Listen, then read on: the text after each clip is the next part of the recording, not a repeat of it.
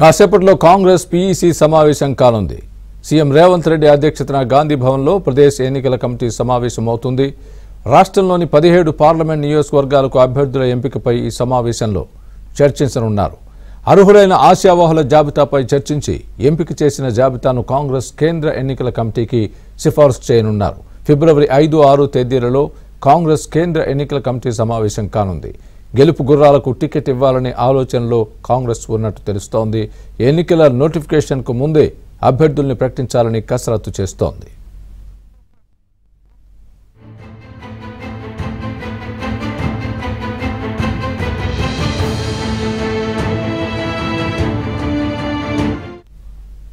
ఇదే అంశానికి సంబంధించి పూర్తి అప్డేట్ మా ప్రతినిధి సిద్ధార్థ్ చెబుతారు. సిద్ధార్థ్. స్వామి, కాసేపట్లో గాంధీ భవన్ లో ప్రదేశ్ ఎలక్షన్ కమిటీ సమావేశం జరగనుంది. ఇప్పటికే ఈ సమావేశానికి మంత్రులు, పీఈసీకి సంబంధించినటువంటి సభ్యులు వచ్చారు. ఇన్ఛార్జ్ మున్షి కూడా ఈ సమావేశంలో పాల్గొననున్నారు. ఇక ప్రదేశ్ ఎలక్షన్ కమిటీ చైర్మన్ గా ఉన్నటువంటి రేవంత్ రెడ్డి మరి కాసేపట్లోనే గాంధీ భవన్ కు రానున్నారు. ఆయన వచ్చిన తర్వాత ఈ సమావేశం మొదలు కానుంది.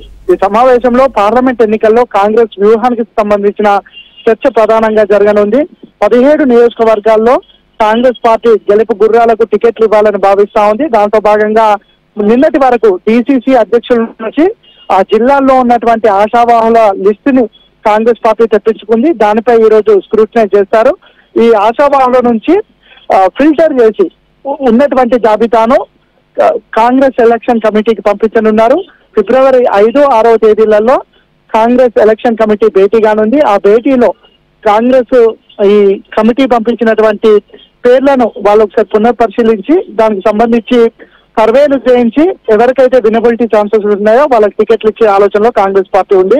ఇక అధికారంలో ఉన్నటువంటి కాంగ్రెస్ పార్టీ కనీసం 17 స్థానాల్లో కనీసం 15 స్థానాలను గెలుపొందాలని కాంగ్రెస్ పార్టీ భావిస్తుంది. దానికి సంబంధించినటువంటి కసరత్తు కూడా చేస్తా ఉంది.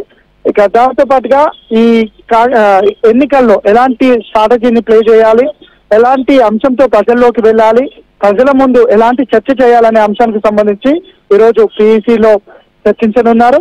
దాంతో పాటు ఈ 6 గ్యారంటీ స్కీమ్లకు సంబంధించినటువంటి అమలు ఏ దశలో ఉంది, ఇప్పటికే ఎన్ని గ్యారంటీ స్కీమ్లను అమలు చేశారు, దాంట్లో లబ్ధిదారులు ఎంతమంది ఉన్నారు, భవిష్యత్తులో కాంగ్రెస్ పార్టీ ఎలాంటి ఈ హామీలకు సంబంధించి ఏ అంశాలను ఇంప్లిమెంట్ చేయాలనే అంశానికి సంబంధించి కూడా ఈ రోజు చర్చిస్తారు. ఇక దాంతో పాటు రాజ్యసభ ఎన్నికల నోటిఫికేషన్ వచ్చినటువంటి నేపథ్యంలో దానికి సంబంధించిన చర్చ కూడా ఈ రోజు జరిగే అవకాశం ఉంది.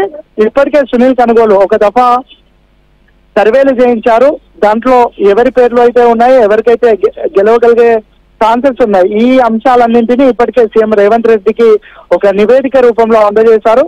ఆ నివేదికకు సంబంధించినటువంటి అంశాలు కూడా ఈ రోజు చర్చకు రానున్నాయి. సో మొత్తానికి అయితే కాంగ్రెస్ పార్టీ మెజార్టీ సీట్లు గెలవడానికి కావాల్సినటువంటి వ్యూహాన్ని ఈ రోజు చర్చిస్తారు. దాంతో పాటుగా ఈ జిల్లాల నుంచి వచ్చినటువంటి ఆశావాహుల లిస్ట్ ని ఒకసారి చూసి దాంట్లో ప్రాబబుల్స్ లో ఎవరున్నారు, ఎవరికి టికెట్ ఇస్తే బాగుంటుంది అనే అంశానికి సంబంధించి అయితే ఈ రోజు చర్చించనున్నారు.